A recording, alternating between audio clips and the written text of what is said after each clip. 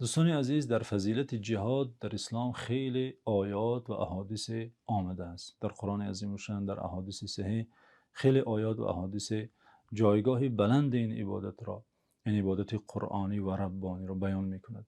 و برای کسانی که این عبادت را انجام می دهند خداوند و پیامبر صلی الله علیه و سلم مژده های خیلی زیبا و خیلی بزرگ دادند. یکی از آن مژده ها در این حدیث است که آن را امام ترمذی و امام نسائی و امام ابن ماجه قزوینی روایت کردند که پیامبر صلی الله علیه و سلم فرمودند: لا یجتمع غبار فی سبیل الله و دخان جهنم فی منخر مسلمین. هیچگاه خداوند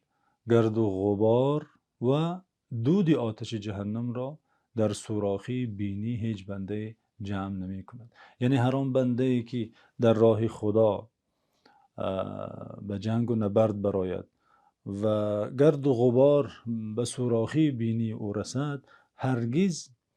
در این سوراخی بینی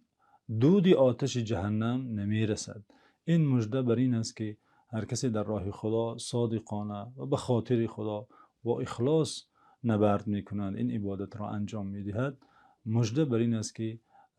با اذن خداوند، با لطف خداوند، با کرم خداوند از اهل